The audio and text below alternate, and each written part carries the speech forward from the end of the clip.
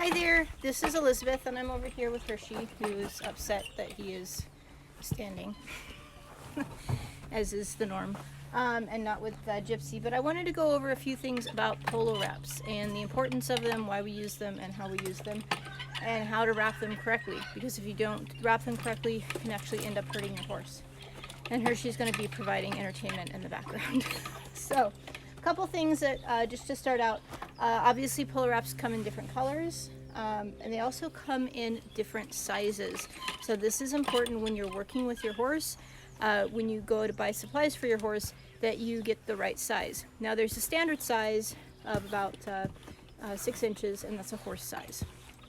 Okay, you have shorter ones. So I put this one down and kind of see the difference. Okay, so this one's a little bit shorter.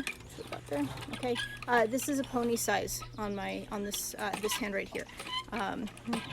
Now you'll notice this is really thick, and the reason it's thick is because it has a cute little pattern that was sewn on the inside of little cheetah print. So make sure that you're looking at the height. You can also look at how much there is, but on this one you see how thick it is. That's why it's rolling up. This one is much thinner. Some polo wraps are thinner or thicker depending upon their type and their purpose. There's probably about 4 dozen different types out there, but we're just going to look at the standard ones here, okay? And then of course you have the warm blood size, and you'll notice right through here it's actually a little bit taller, and this is much more wrap. Okay, it's a lot thicker, but it's also taller. So when you're working with your horse, you need to know what size works best. Now we're going to use horse size for Hershey. He's a little bit big. Oops, he's a little bit big, but he's an appendix, which means he's a thoroughbred quarter horse cross. So he's on the larger size, but we could probably get away with warm blood size, but we're just going to use horse size so you can kind of get the idea. Okay, so I'm going to pause this so I can move my camera down and show you his legs. This is Elizabeth again. I'm down here with Hershey, and I'm down on the left leg. Why do we wrap with polo wraps or with sport medicine boots? And the reason is because there's no muscle down here below this knee, so it's just tendon, sinew, and bone. So especially for horses who have longer legs, like thoroughbreds, appendix horses, like Hershey here, sometimes Arabians. Sometimes if they have very long bone structures, they're more likely to hurt themselves. Other horses, because they're athletes, just like I might wrap my leg if I go out running, or when I used to, it also helps protect here. So what we want to do is really protect this big old flexor tendon and these suspensories. I'm going to show you how. Now first of all, when you wrap, you want to wrap away from you. Okay, you want to wrap it away. You don't want to wrap it on the inside and around. So you want to wrap it, make sure it's wrapping away. And when you are on the left, you wrap towards counterclockwise or to the left. When you're on the right, you wrap towards the right or clockwise. From what I've been told, it's supposed to support the tendon and put pressure on the bone. I don't do physics, so you'll have to I'm just going to trust the people who tell me that's how it works. Okay, we're going to start below the knee here. Okay, and you'll notice I don't start right on the bone here because I don't want to put any pressure points. So I wrap it a little bit on the inside. And then I'm going to do one all the way around just to kind of lock it. And now I'm going to start pulling it down. Now, biggest thing you want to work on, you want to have about 1 inch distance between each one of these wraps. I don't know if you can see that on here, but you have about 1 inch here. And you want to wrap it really tightly. This is a polo wrap, so there's going to be a point where you can't wrap too tightly like some medicinal wraps. Okay, so you have 1 inch, inch. Now I'm going to come down here. And what I want to do is I want to come all the way down, and I want to wrap underneath here. Why is that? Because I want to support those suspensory tendons down there. If I don't do that, none of those tendons get supported. Okay, now I'm going to come back up, and again, I want to try to wrap 1 inch. Hey. Thank you. All the way around, and if I have the right size wrap and I do it correctly, I should get back up to the top. Now, if you don't get to the top, that's okay. The biggest thing is to make sure you're consistent all the way. Okay, so if you have a wrap and it's a little bit big, little bit big, that's going to put an uneven amount of pressure on the leg, and it actually can cause more harm. Okay, so that's the left front. We'll go ahead and I'm going to move the camera. We'll do the left. Now we're at the left back here. Okay, so couple things when you're working with the horses. Number one, you do not sit down. Okay, I don't know if you can see, but I'm just crouching down. Okay, you also want to have your hand on the horse at all times. what happens is he decides to pick up this foot, try to kick me. At least I can either pick it up and try to prevent that, or I can push myself away. Okay. Same thing in the front or the back. So always have your hand on the horse. Never sit down. You can get stepped on and hurt really badly. Okay. Hey, knock that off. Okay, he's pawing. I don't want to do that. So on the left, or I'm sorry, on the back, same thing. No muscles down here. So we want to support these big old tendon and these suspensories. So we want to start right around here. Now this tail is going to get in my way though, and it's going to be a pain. So what I'm going to do, I'm just do a quick little tie. It's going to be mostly out of my way now. Okay, now I don't do it really tight. If he flips it a few times, if I forget to take it out later, he'll go ahead and just flip it out himself. Okay, same thing. I'm going to go to the back. Okay, I'm going to do the first one. Oops. For the first one, I want to lock it. And then after that, I can go around, and again, about an inch between each one. Okay. Now, this part of the leg is longer than the front. Okay, so this is the same size wrap, so it probably won't go all the way to the top. That's okay. Okay, now I'm going to come down here. Again, I want to get that suspensory. I'm going to come up underneath here. It's nice and tight. There's no, the bandage doesn't have any, or the wrap doesn't have any big space. I can't put my finger in there or anything like that. Okay.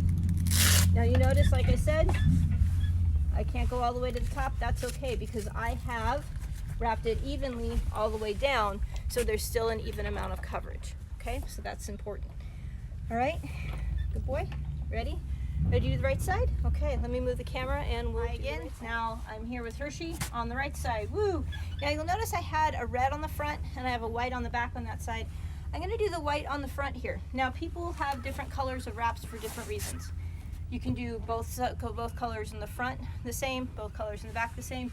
You can do alternating, and especially if you're doing canter work or if you want to look at their pacing, having different colors on opposing feet is actually very helpful when you're watching them work. Okay, so I'm going to do the same thing. The only difference, remember, I do want to go out, but I'm going to do it to the left this time. Okay, so it's going to come around, or to the right this time, sorry. So it's going to come out to the right, and it's going to go in a clockwise direction.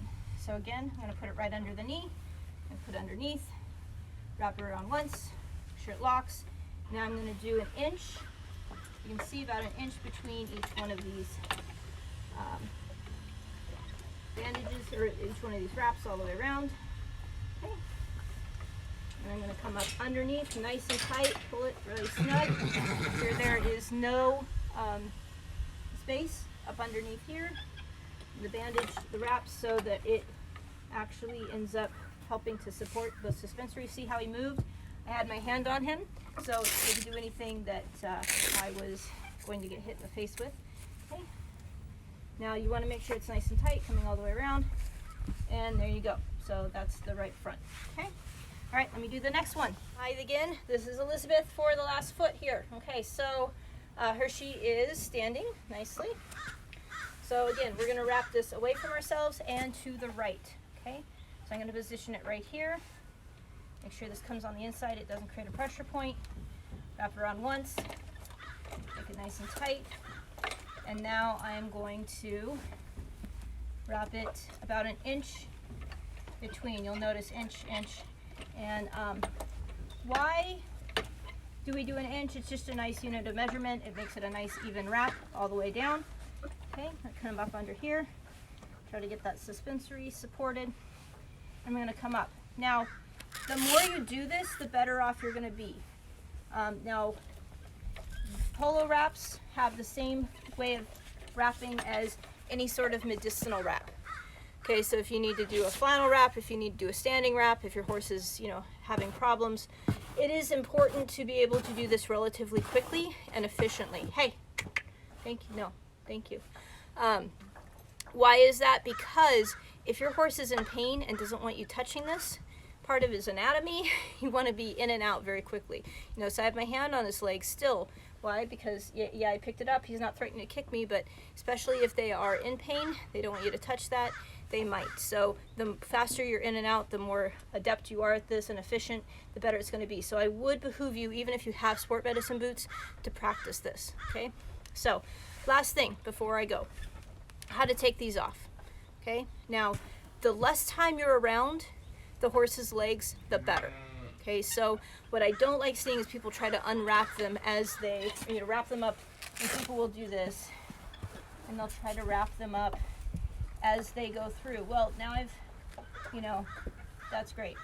Don't do that, okay? And why you don't do that, you need to be away from the horse's legs as much as possible. So let's just get it off, get away from the horse's leg, okay?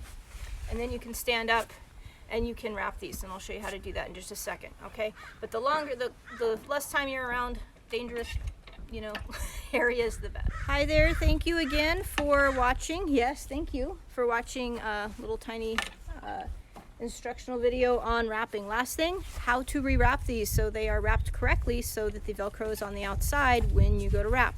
Okay, so you have the Velcro here. You just wrap it back on itself, okay?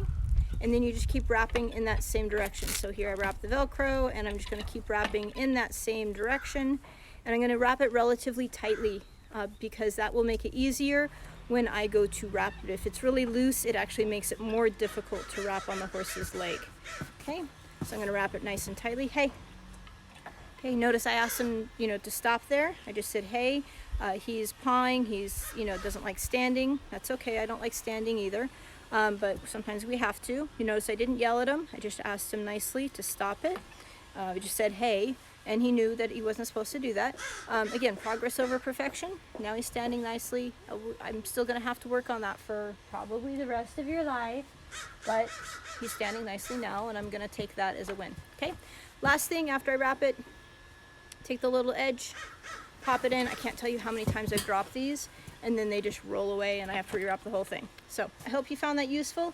If you have any questions or if there's a topic that you want me to go over, please let me know in message or email me. Thank you so much. Take care.